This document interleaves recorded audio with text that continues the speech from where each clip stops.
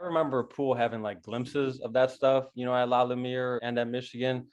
I mean, he was always a tough shot maker. He always had extremely deep range. He always had impressive isolation skills, but he didn't always show the other areas. And then, they talked about on the broadcast last night.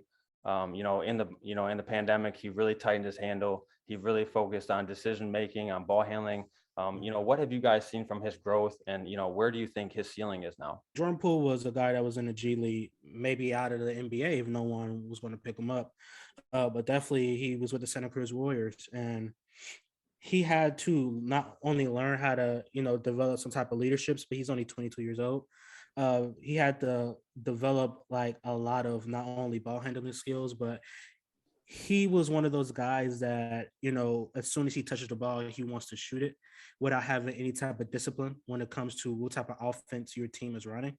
Especially with the Warriors, who are so unselfish when it comes to everyone's touching the ball. We want everyone to actually have the ball in their hand, and they're so predicated on passing the ball. Ball movement is so essential when we're playing with that team. I don't think he was about to be out of the league. He was averaging a fairly efficient 12 points last year, right? Like they sent him down early in the year. He came back up. He played fairly well.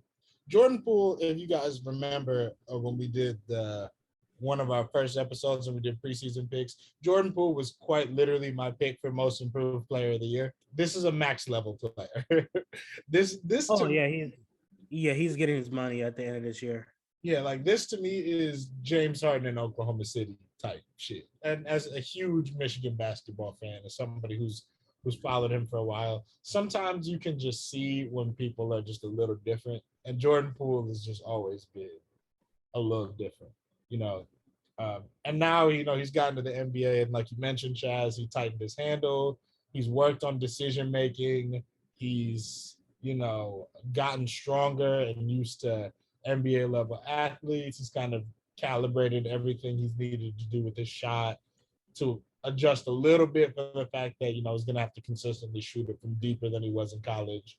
The creativity and the kind of whimsical and kind of crazy nature that he's having so much success with at the NBA level right now is like that's always been there and has always been like really, really readily apparent. Poole wasn't even on a radar for anyone.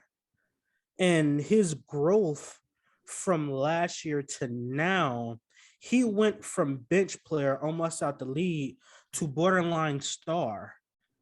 I mean, you went from almost being out of the NBA to all of a sudden you're no longer you're a necessity on a championship team. I mean, like they need you. I don't think he was about to be out of the league. He was averaging a fairly efficient 12 points last year, right? Like they sent him down early in the year. He came back up. He played fairly well. You have to figure out a way to not show this lineup as much as possible. I don't know how you do it. I don't know what you have to do to get it to that point. I don't know if you take Poole off the bench. I don't know how you do that because I think he needs to start. I don't know if you continue to bring Curry off the bench. I don't know if you're going to do that because Curry's Curry.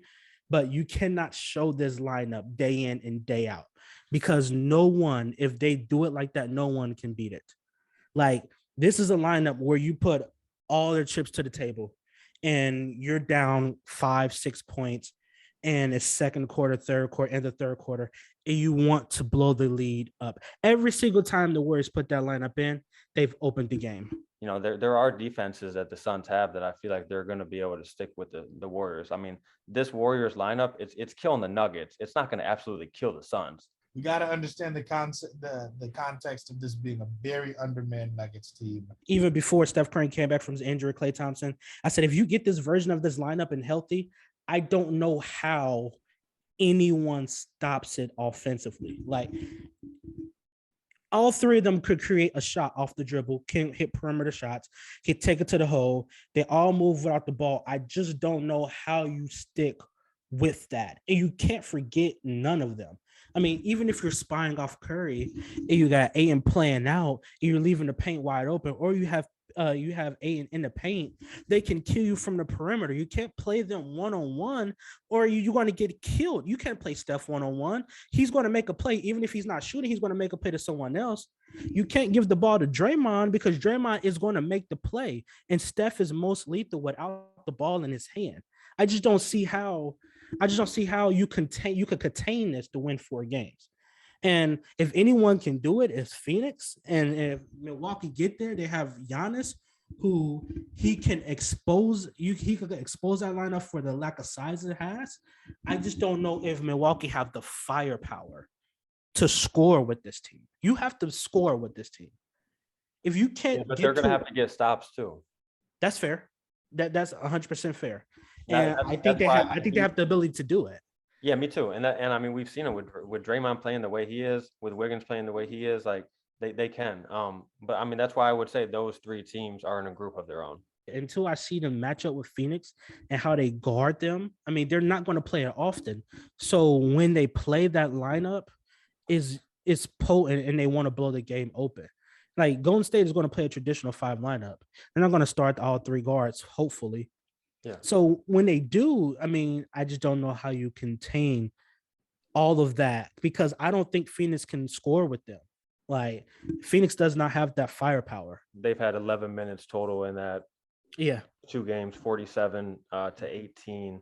Mm-hmm. They're 7 to 8 from beyond the arc. Everybody except Draymond is shooting 44% or better from 3. So, I mean, it's been absolutely insane. The offensive rating being at 204.3. I mean, I don't even know how to look at that. He's saying, I'm not done yet. Set that ball screen if you're Looney, and Jokic is so late getting out. Klay open corner 3. That's just almost unfair. You're not just giving it to him, though. You're still trying to make it tough on him. Klay Thompson, drop it in 3. Steph running with Klay. In on Highland to serve it up and in. Look at him shimmying all the way home. Looked off his partner, Klay Thompson. That was so nice. And if you can't physically game plan for that, how can you stop it? I think that's going to be the most interesting thing to see.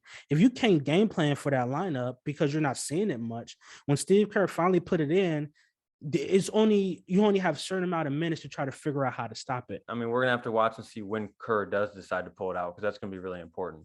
I mean, it definitely does seem like I mean, I was saying this earlier. I wouldn't necessarily be opposed of Curry come off the bench for like until you get to the finals. If he can play like that and the team plays like shit. I mean, I'll come off the bench. All right, coach. I'm still gonna get my points. I'm still gonna be a limited minute role. I'm still not gonna put a lot of tax on my legs. I'm still gonna be fresh. And if I can have a squad that can hold up their own like they are. Curry had Jermichael Green up in the air, and he's fouled as he hits a 3. Well, I think that's the first time ever that he pulled a Houdini with an and 1-3. Poole's going to walk into a 3. Oh, the kid is ridiculous. Did you see him slow his body down, though? Screen, Jordan Poole had a tough time. Oh, that's not fair. That is not fair. Step back 3.